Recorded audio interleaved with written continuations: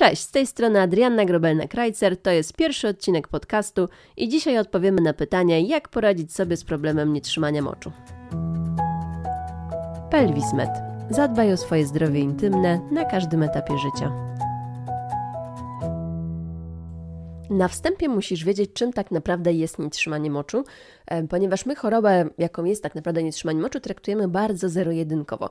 Czyli albo masz dany problem, albo go nie masz. Nie można mieć nietrzymania moczu trochę albo czasem, bo to się często właśnie w gabinecie zdarza. Jak rozmawiamy z pacjentkami, pacjentka mówi, czasami mi się zdarza popuszczanie moczu w trakcie kichania, czy tam przy kaszlu, ale to właściwie nie jest mój problem.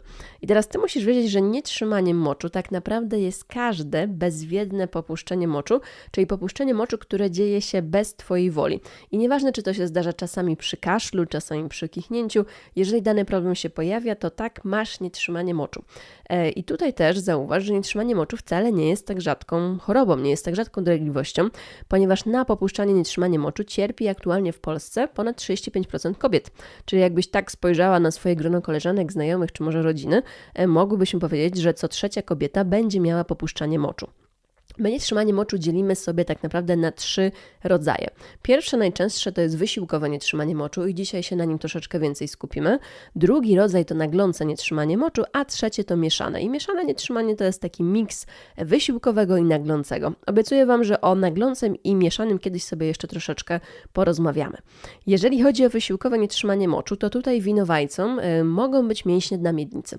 Mięśnie na miednicy, czyli ten lej mięśniowy, który utrzymuje Twoje narządy i który również będzie odpowiadał za kontynencję, czyli za utrzymanie moczu.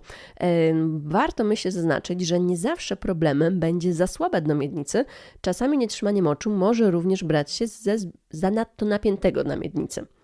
Problemem mogą być także więzadła łonowo-cewkowe, ale także stan śluzówki wewnątrz cewki moczowej. Jeżeli chodzi o wysiłkowe nietrzymanie moczu, my je sobie dzielimy na 3 stopnie. Pierwszy stopień, czyli takie popuszczanie moczu, które możesz zaobserwować w trakcie kaszlu, kichnięcia, na przykład wymiotów, gdy ktoś Cię przestraszy i nagle gdzieś Ci się zdarzy popuszczenie moczu. To jest takie najsłabsze, jeżeli chodzi o intensywność nietrzymanie moczu. Drugi stopień to już jest popuszczanie w trakcie aktywności fizycznej, czyli na przykład w trakcie biegania, skakania, jakieś trampoliny, tańce na weselu, podskoki. No i mamy do czynienia także z 3 stopniem nietrzymania moczu. Tutaj mówimy o popuszczaniu w trakcie takich błahych aktywności fizycznych, jak spacery, jak jakieś marsze, wstawanie z krzesła, obroty w łóżku, a czasami również nawet w trakcie spoczynku, czyli na przykład siedzenie na krześle, krzątanie się po kuchni. To już jest tak naprawdę najbardziej zaawansowana forma nietrzymania moczu. I po co nam ta klasyfikacja, mógłby ktoś zapytać? Przede wszystkim po to, żebyśmy wiedziały, czy my na danym stopniu nietrzymania moczu jesteśmy w stanie Tobie pomóc, czyli jak zaprogramować ten proces rehabilitacji, żebyś Ty mogła cieszyć się z tej pełnej kontynencji. I tutaj musisz wiedzieć, że jesteśmy w stanie pracować z pacjentkami w 1. i 2. stopniu nietrzymania moczu. Czyli nasza fizjoterapia jest programowana tak, że fajne efekty przynosi faktycznie, kiedy Ty zgłaszasz się do nas do 2. stopnia nietrzymania moczu.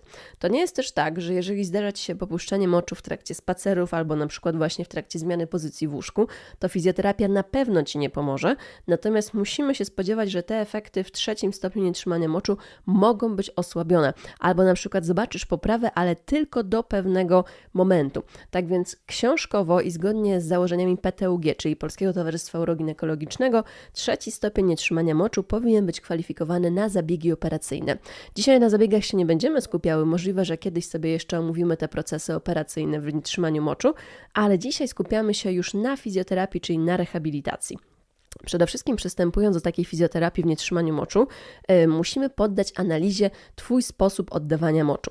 Czyli wykonujemy proste badanie obserwacyjne, dzienniczek mikcji. Dzienniczek mikcji to jest taka tabela przeznaczona na 2 dni, w której obserwujemy, ile razy dziennie oddajesz mocz, ile moczu jest w jednej porcji, ile Ty pijesz, jakie parcie na mocz się zdarza w trakcie tych wizyt w toalecie, no i w końcu, czy zdarza się popuszczanie moczu. I na tej podstawie możemy wyeliminować ewentualne błędy w takich Twoich nawykach toaletowych. Idąc do nawyków toaletowych, musimy je też troszeczkę poprawić. Ty musisz zwrócić uwagę na to, żeby nie przeć przy oddawaniu moczu, przy oddawaniu stolca, na to, żeby przy wypróżnieniu podkładać sobie jakiś stołeczek pod nogi, zmieniając kąt zagięcia mięśnia łonowo-odbytniczego.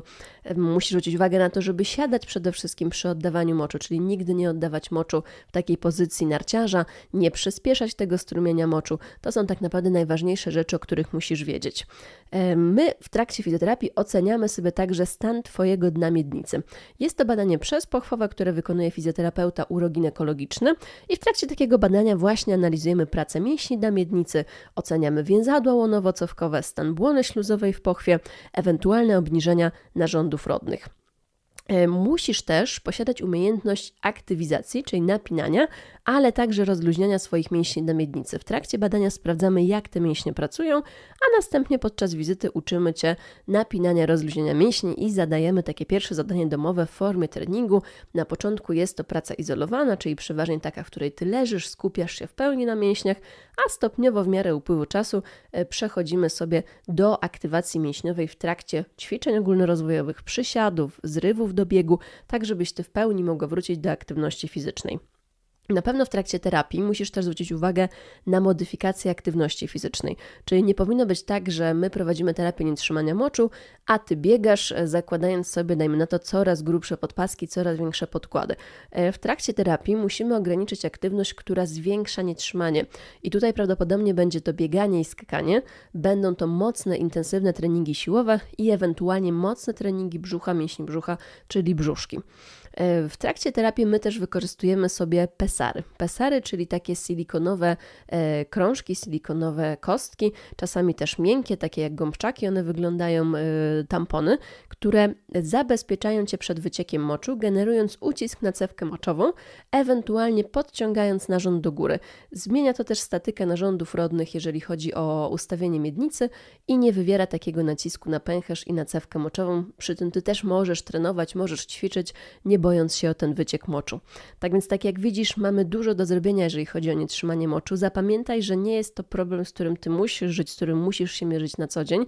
Naprawdę jesteśmy w stanie Ci pomóc, ale najważniejsze jest, żebyś wykonała ten pierwszy krok i starała się odwiedzić, znaleźć fizjoterapeutę uroginekologicznego w swojej okolicy, który pokieruje Cię w dalszej diagnostyce i terapii.